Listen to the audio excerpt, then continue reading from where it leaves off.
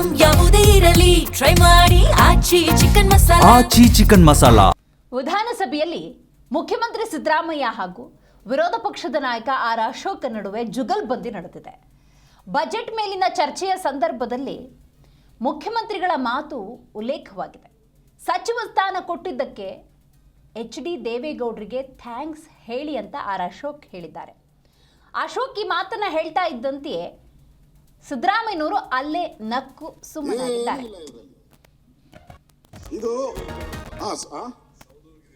ಅರ್ಕಲು ಸೌದ ನಿಮ್ಮ ಅವ್ರನ್ನ ಹಳ್ಳಿ ಭಾಷೆಯಲ್ಲಿ ಹೇಳ್ತೀನಿ, ಅವರು ಹಳ್ಳಿಯವರಲ್ಲ, ಹಳ್ಳಿ ಭಾಷೆ ಅರ್ಧವಾಗಿದೆ. ಆದರೆ ಇದು ಅರ್ಕಲ್ ಬಡ್ಜೆಟ್ ಅಲ್ಲ, ಇದೆಯಲ್ಲ ಯಾವುದು 1926-27 ಇದು ಅರ್ಕಲ್ ಬಡ್ಜೆಟ್. ಏನು ಇಲ್ಲ ಇದರಲ್ಲಿ. ಈ ಅರ್ಕಲ್ ಬಡ್ಜೆಟ್ ಅಲ್ಲಿ ನೀವು ಅವತ್ತು ಸಿದ್ದರಾಮಯ್ಯನವರು ಮಂಡನೆ ಮಾಡಿದಾಗ ಅವತ್ತು ತಾವು ನನ್ನ ಹತ್ರನೇ ಹೇಳಿದ್ದೀರ, ತಾವು ಪತ್ರಿಕೆಯಲ್ಲೂ ಹೇಳಿದ್ದಾರೆ, ಪರಮೇಶ್ವರ್ಗಂತೂ ಜಾಸ್ತಿ ಸರಿ ಹೇಳಿದ್ದಾರೆ. ಏನ್ ಹೇಳಿದ್ದಾರೆ? 100 ಕುರಿ ಕಾಯಕ್ಕೆ ಬರಲ್ಲ, ಅವ್ರು ಹೇಳಿರೋದು 100 ಕುರಿ ಕಾಯಕ್ಕೆ ಬರಲ್ಲ, ಇವನ್ ಯಾವ ಥರದ್ರಿ ಬಡ್ಜೆಟ್ ಮಾಡ್ತಾನೆ ಅಂತ ಕಾಮೆಂಟ್. ಅವತ್ತು ದೇವೇಗೌಡರು ಫಸ್ಟ್ ಟೈಮ್ ಇವ್ರನ್ನ ಫೈನಾನ್ಸ್ ಮಿನಿಸ್ಟರ್ ಮಾಡುದು. ದೇವೇಗೌಡರು ಕುರಿಗಳನ್ನ ಲೆಕ್ಕ ಹಾಕಕ್ಕೆ ಬರ್ದೇ ಇರೋನ್ನ ದೇವೇಗೌಡರು ಹುಡುಕಿ ಮಾಡಿದ್ರು. ಇಲ್ಲ ಆಯ್ತು ಸರ್, ನೀವೇ ಎದ್ದೇಳ್ಬಾರ್ದು ಅಂತ ಹೇಳಿದ್ರೆ ಆಯ್ತು. ಎದ್ದೇಳಲ್ಲ, ನಾನು ಹೇಳಲ್ಲ. ನೀವು ತಪ್ಪು ರೆಕಾರ್ಡ್ ಹೋಗ್ಬಾರ್ದು. ಹೋಗ್ಲಿ, ಇದು ದೇವೇಗೌಡರದ್ದು ಹೋಗ್ಲಿ, ಪರವಾಗಿಲ್ಲ. ದೇವೇಗೌಡರು ಮುಖ್ಯಮಂತ್ರಿ ಆಗಿದ್ರು. ನಾನು ರೆವಿನ್ಯೂ ಡಿಪಾರ್ಟ್ಮೆಂಟ್ ಕೇಳಿದೆ, ಇದು ಎಲ್ಲಿ ಮಂತ್ರಿಮಂಡಲ ಆದ್ದು ಗೊತ್ತಾ? ನಿಮ್ಗೆ ಗೊತ್ತಿಲ್ಲದೇನೆ ಮಾತಾಡಬಾರ್ದು ಅನ್ನೋ ಕಾರಣಕ್ಕೋಸ್ಕರ ಹೇಳ್ತಾ ಇದ್ದೇನೆ.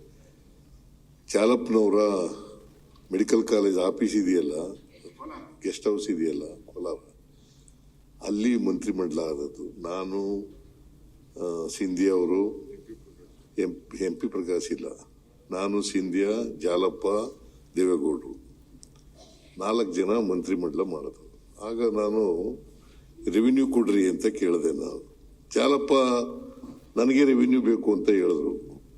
ಆಗ ಜಾಲಪ್ಪನಿಗೆ ರೆವಿನ್ಯೂ ಹೋಗಿ ನನಗೆ ಯಾವ್ದು ಕೊಡ್ತೀರಿ ಅಂತ ಅಂದಾಗ ದೇವೇಗೌಡರು ನೀವು ಫೈನಾನ್ಸ್ ತಗೋ ಅಂತ ಹೇಳಿದ್ರು. ನಾನು ಫೈನಾನ್ಸ್ ಬೇಡಪ್ಪ ಅಂತ ದೇವೇಗೌಡರಿಗೆ. ಆಗ ದೇವೇಗೌಡರು ಇಲ್ಲ ನಮಗೆ ನಂಬಿಕಸ್ಬೇಕು, ಅದಕ್ಕೋಸ್ಕರವಾಗಿ ರೆವಿನ್ಯೂ ನೀನೇ ಫೈನಾನ್ಸ್ ತಗೋಬೇಕು ಅಂತ ಹೇಳಿದ್ರು. ನನಗೆ ಅರ್ಥಶಾಸ್ತ್ರಜ್ಞ ಗೊತ್ತೂ ಇಲ್ಲ, ಮತ್ತೆ ಎಕನಾಮಿಕ್ಸ್ ಓದಿಲ್ಲ, ನಾನು ಎಂಥದ್ದು ಇಲ್ಲ, ಬೇಡ ಅಂತಂದೆ. ಆಗ ದೇವೇಗೌಡರು ಬಲಾತ್ಕಾರ ಮಾಡಿ ನನಗೆ ಕೊಟ್ಟದು.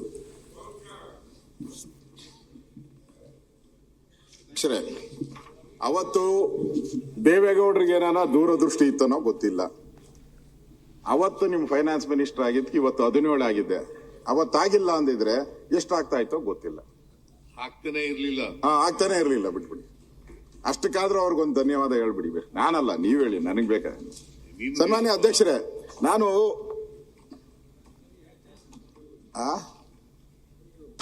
ನಾನು ಈ ಬಡ್ಜೆಟ್ ಯಾವಾಗ ಮಂಡನೆ ಮಾಡಿದ್ರು ಅವತ್ತು ಇದ್ದಂತ ಸಿದ್ದರಾಮಯ್ಯನ, ನಾನು ಅವತ್ತು ಬೆಂಗಳೂರು ಅಧ್ಯಕ್ಷ ಆಗಿದ್ದೆ, ನಾನು ಬೆಂಗಳೂರು ಸಿಟಿ BJP ಅಧ್ಯಕ್ಷ ಆಗಿದ್ದೆ.